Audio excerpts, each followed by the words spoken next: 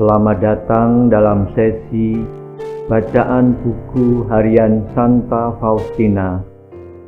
Para opa, oma, bapak, ibu, dan sahabat-sahabat sekalian, mari kita baca dan dengarkan bersama-sama. Buku harian Santa Faustina nomor 51 sampai 55. Ketika aku menyampaikan hal ini kepada Mother Superior, bahwa Allah telah meminta hal itu dariku, ia menjawab bahwa Yesus mestinya memberikan suatu tanda supaya dapat diketahui dengan lebih jelas. Ketika aku minta kepada Tuhan Yesus untuk memberikan suatu tanda sebagai bukti bahwa Engkau sungguh Allahku dan Tuhanku, dan bahwa permintaan ini datang dari Engkau, aku mendengar suara ini di dalam hatiku. Aku akan menjelaskan semua ini kepada Mother Superior lewat rahmat yang akan kuberikan melalui gambar ini. Ketika aku berusaha menghindar dari ilham-ilham batin ini, Allah berkata kepadaku bahwa pada hari penghakiman, Ia akan menuntut dariku tanggung jawab atas sejumlah besar jiwa. Pernah aku merasa keletihan karena beragam kesulitan yang menimpa aku berhubung dengan apa yang telah dikatakan Yesus kepadaku dan apa yang Ia tuntut dariku untuk melukis gambar ini. Maka aku menata pikiranku untuk mendekati Pastor Andras sebelum aku mengikrarkan kaul kekal, dan untuk minta kepadanya supaya membebaskan aku dari semua inspirasi batin ini dan dari kewajiban untuk melukis gambar ini. Sesudah mendengarkan pengakuanku, Pater Andras memberikan jawaban ini kepadaku. Aku tidak membebaskan suster dari apapun. Tidaklah tepat bagi suster untuk menghindar dari inspirasi batin ini, tetapi mutlak perlu. Saya tegaskan lagi, mutlak suster berbicara dengan bapak pengakuanmu. Kalau tidak, suster akan sesat biarpun diberi banyak rahmat ilahi. Untuk sementara, suster datang kepadaku untuk mengaku dosa. Tetapi ketahuilah, suster harus memiliki seorang bapak pengakuan yang tetap, yakni seorang pembimbing rohani. Karena kata-kata itu, aku menjadi sangat gelisah. Aku pikir aku akan dibebaskan dari segala sesuatu. Dan yang terjadi justru sebaliknya. Suatu perintah jelas untuk mengikuti perintah Yesus.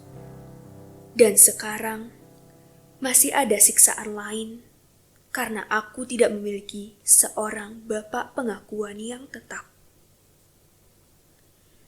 Meskipun aku pergi kepada bapak pengakuan yang sama untuk suatu masa tertentu, aku tidak dapat membuka jiwaku kepadanya dalam kaitan dengan semua rahmat ini. Dan ini menimbulkan rasa sakit yang tak terperikan dalam diriku. Maka aku minta kepada Yesus untuk memberikan rahmat ini kepada orang lain, sebab aku tidak tahu bagaimana menggunakannya dan hanya menyia-nyiakannya. Yesus, kasihanilah aku. Janganlah mempercayakan hal-hal yang sedemikian besar kepadaku, karena Engkau tahu bahwa aku ini hanyalah sebutir debu. Tetapi kebaikan Yesus itu tidak terbatas. Ia telah menjanjikan kepadaku pertolongan yang kasat mata di bumi ini. Dan tidak lama kemudian, aku menerimanya di Vilnius dalam diri Pastor Sopoko. Aku sudah mengenal dia sebelum aku datang ke Vilnius dalam suatu penglihatan batin. Puji Tuhan, suatu hari aku melihat dia di kapel kami, di antara altar dan ruang pengakuan. Dan tiba-tiba aku mendengar suara dalam jiwaku yang berkata, Inilah bantuan kasat mata bagimu di bumi ini. Ia akan membantu engkau melaksanakan kehendakku di bumi ini. Suatu hari, dalam keadaan letih karena semua ketidakpastian itu, aku bertanya kepada Yesus, Yesus, benarkah Engkau ini Allahku? Atau salah satu jenis hantu? Sebab para muda superiorku berkata bahwa semua itu hanya ilusi dan khayalan. Kalau Engkau sungguh Allahku, aku mohon kepadamu untuk memberkati aku. Maka Yesus membuat tanda salib besar atas diriku, dan aku pun membuat tanda salib pada diriku. Ketika aku minta ampun dari Yesus atas pertanyaan itu, Ia menjawab bahwa pertanyaanku itu sama sekali tidak mengusarkan hatinya, dan bahwa kepercayaanku sangat menyenangkan Dia. Tahun 1933, nasihat rohani yang diberikan kepadaku oleh Pastor Andras S.J. Pertama, suster tidak boleh menghindar dari inspirasi batin ini, tetapi katakanlah selalu semua itu kepada Bapak pengakuan. Kalau suster yakin bahwa inspirasi batin itu tidak hanya berkaitan dengan dirimu sendiri, artinya semua itu bermanfaat untuk jiwamu dan untuk jiwa-jiwa lain. Aku mendesak suster untuk mengikutinya. Suster tidak boleh mengabaikannya, tetapi selalu melakukannya dengan berkonsultasi dengan Bapak pengakuanmu. Kedua, kalau inspirasi batin itu tidak selaras dengan iman atau semangat gereja, harus langsung ditolak sebagai sesuatu yang datang dari roh jahat. Ketiga, kalau inspirasi itu tidak berkaitan dengan jiwa-jiwa pada umumnya atau tidak sungguh bermanfaat bagi mereka, suster hendaknya tidak menanggapinya terlalu serius, dan kiranya akan lebih baik untuk mengabaikannya. Tetapi, hendaknya suster tidak mengambil keputusan seorang diri, sebab dengan mudah akan tersesat meskipun rahmat-rahmat ilahi yang besar. Rendah hatilah, dan sekali lagi, rendah hatilah, karena manusia tidak dapat berbuat suatu pun dari dirinya sendiri. Segala sesuatu itu murni karena rahmat Allah. Suster berkata kepadaku bahwa Allah menuntut kepercayaan yang besar dari jiwa-jiwa. Maka, suster harus menjadi orang pertama yang menunjukkan kepercayaan itu. Dan satu kata lagi, terimalah semua ini dengan pikiran yang jernih. Inilah kata-kata dari salah seorang bapak pengakuan.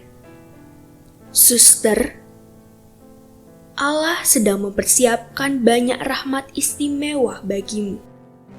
Tetapi, berusahalah membuat hidupmu sebening tetes air mata di hadapan Tuhan dengan tanpa mempedulikan apa yang dipikirkan orang lain tentang suster. Biarlah Allah cukup bagimu. Hanya Dia. Menjelang akhir novisiatku, seorang bapak pengakuan berkata kepadaku,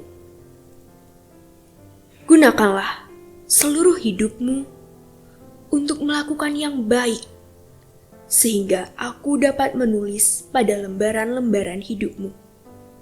Ia menggunakan seluruh hidupnya untuk berbuat baik. Kiranya Allah mewujudkan semua ini dalam diri suster.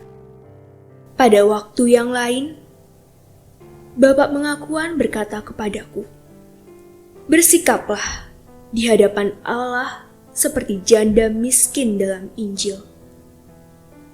Meskipun uang yang ia masukkan ke dalam peti persembahan itu kecil nilainya, di hadapan Allah nilainya jauh lebih tinggi daripada semua persembahan besar dari orang-orang yang lain." Pada kesempatan lain, aku mendapat nasihat ini. Berusahalah supaya semua yang datang bertemu denganmu akan pergi dengan penuh sukacita.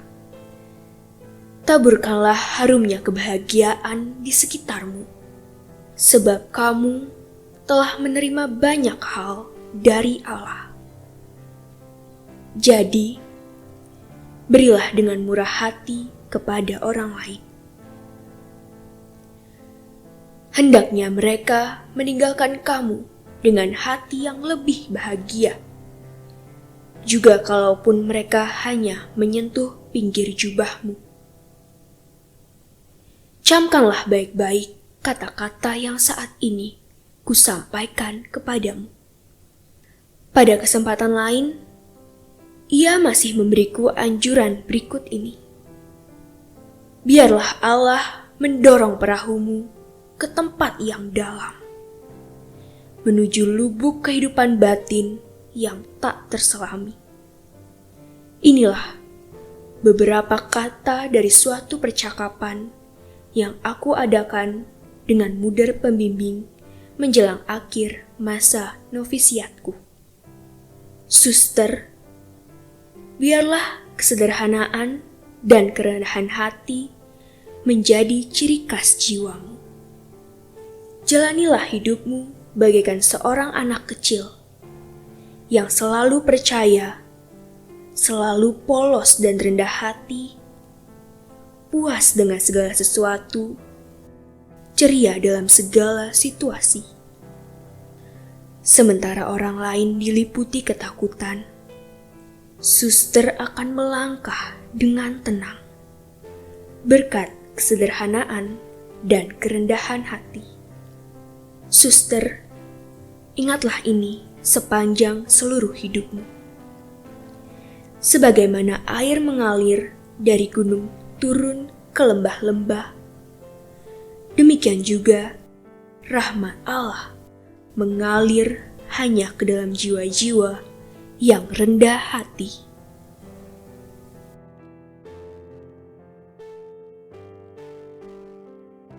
Demikian telah kita baca dan dengarkan bersama-sama buku harian Santa Faustina hari ini. Kita akan lanjutkan bersama-sama besok di waktu yang sama. Berkah dalam.